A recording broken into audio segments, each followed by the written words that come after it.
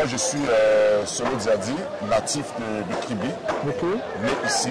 Si vous investissez dans ce système, vous allez vous en sortir. Si vous investissez dans ce système, vous mettez vos 5, 6 millions, 7 millions, vous allez vous en sortir. Au bout d'un an, vous pouvez avoir 7 millions peut générer 14. Wow. C'est-à-dire que vous faites une pirogue, vous faites en un an, en une année, vous faites une deuxième, ainsi de suite, ainsi de suite. Il y a des gens ici qui ne vivent que de ça. Il y a des gens, les jeunes, ils ont construit. Aucun jeune ici n'est dehors. Tous ont construit. La vie est claire à Kribi. La vie est heureuse. Venez, j'appelle les investisseurs. J'appelle les étrangers.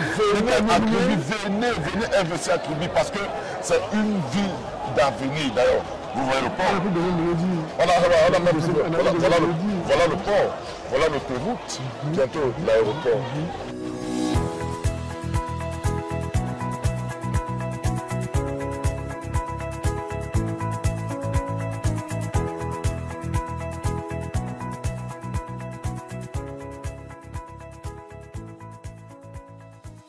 Je suis ici à Kribi dans le cadre du tourisme entrepreneurial.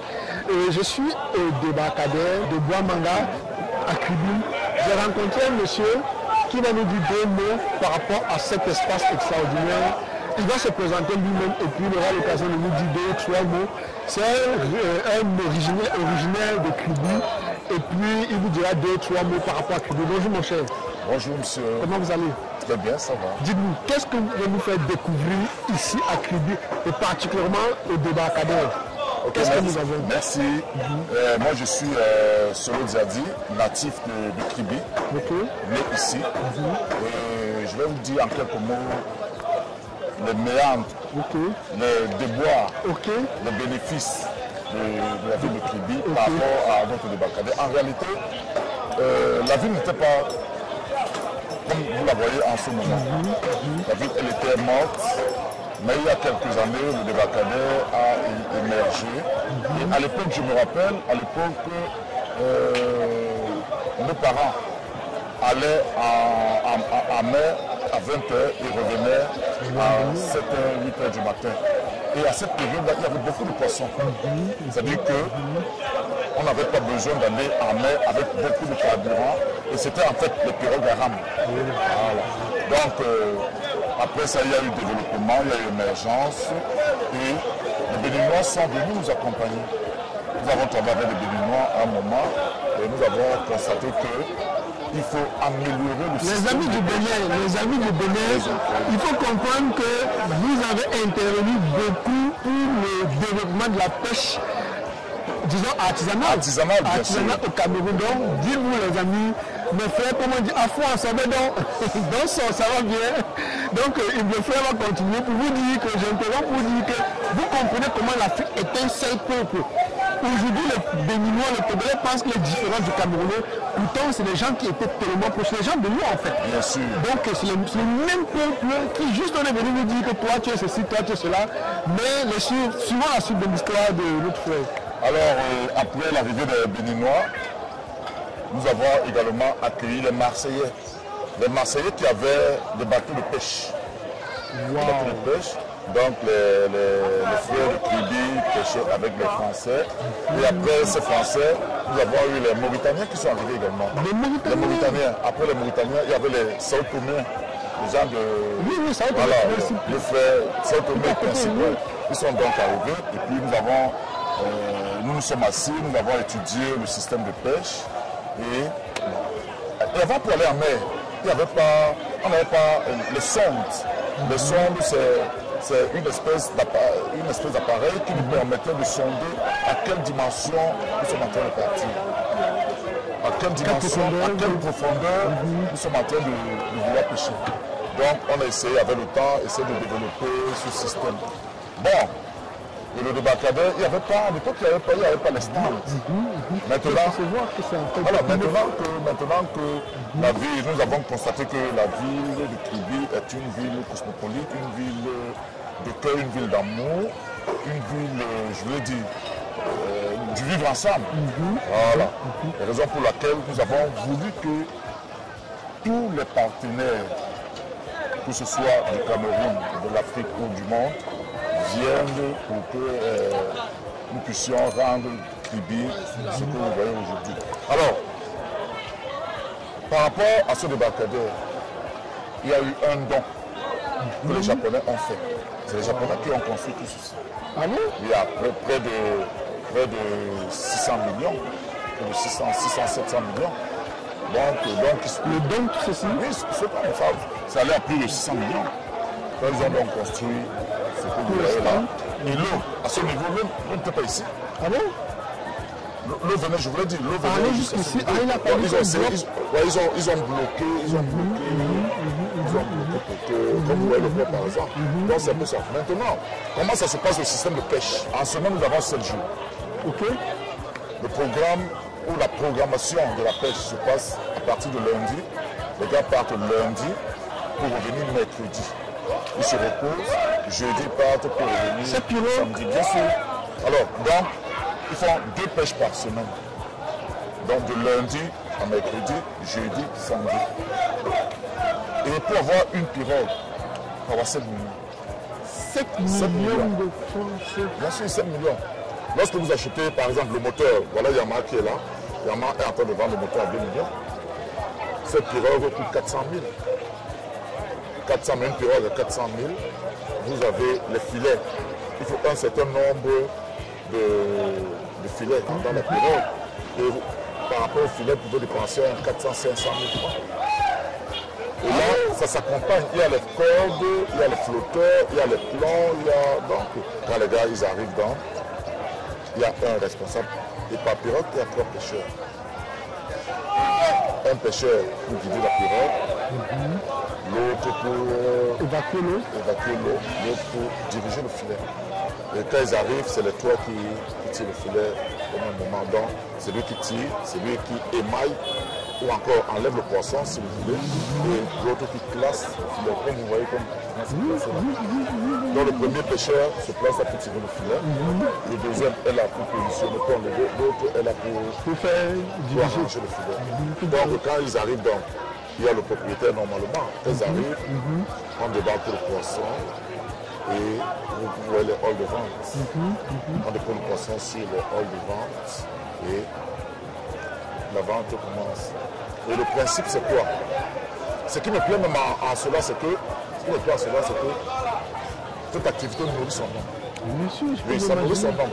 Et la lutte contre la pauvreté, tout le monde est occupé. Oui.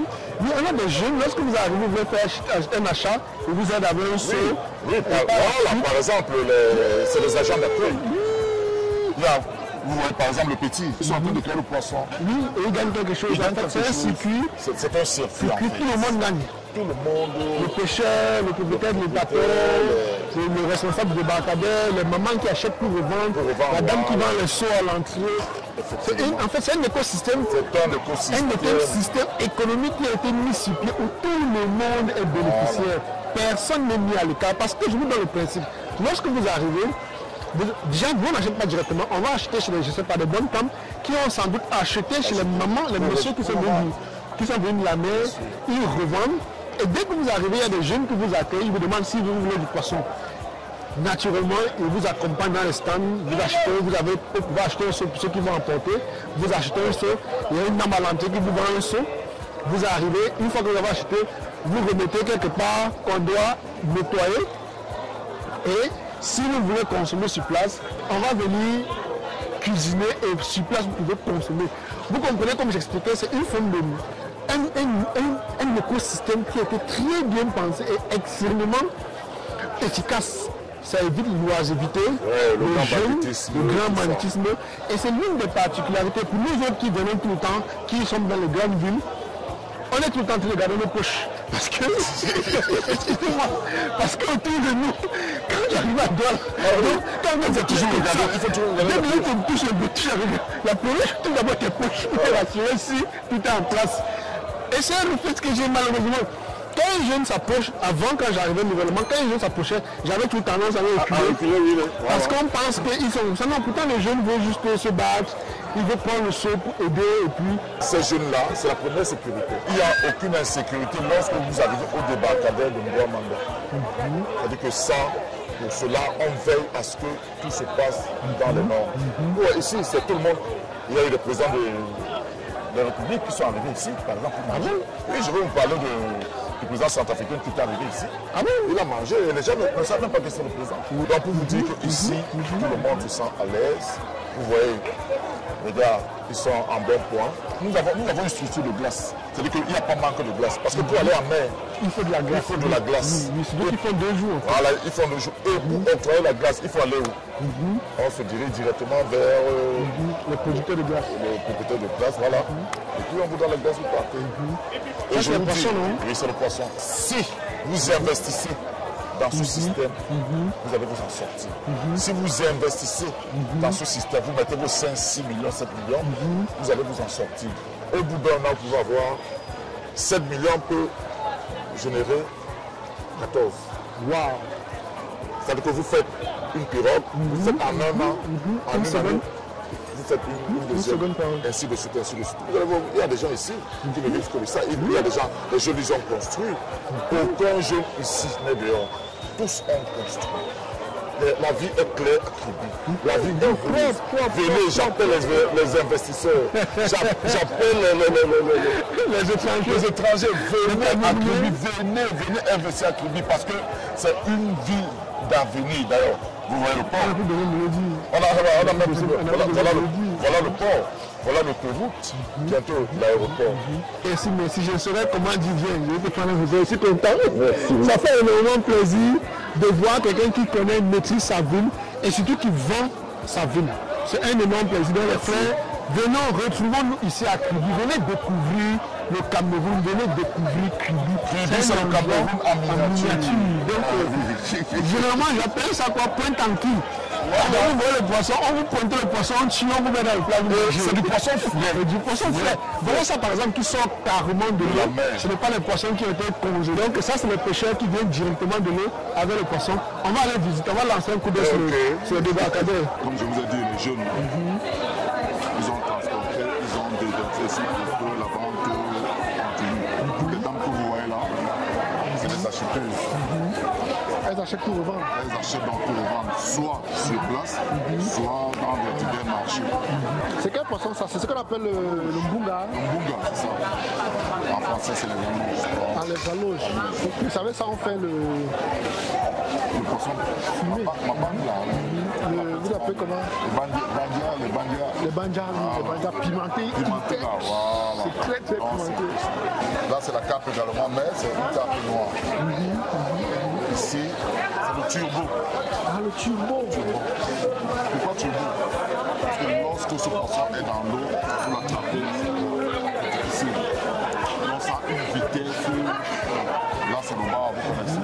Là, on appelle capitaine. Le capitaine. Oui, capitaine à cause de quoi? À cause de la tête, le biseau là. Vous avez entendu l'histoire de notre frère et la particularité de la ville de Kribi.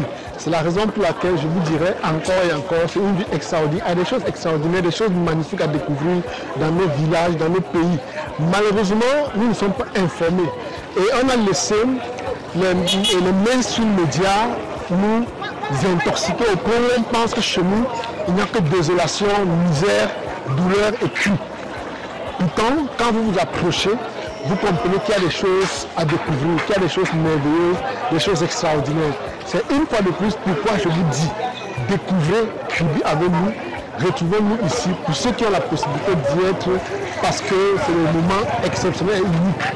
Des choses dont on ne peut pas expliquer aux gens, des choses qu'il faut être présent pour les vivre. Ce fut un plaisir de vous avoir, de partager ce petit podcast avec ce frère qui nous a parlé en partie du débarcadère et de la ville de Kribi, de l'histoire des pêcheurs, c'est comment les pêcheurs font, comment ça se passe.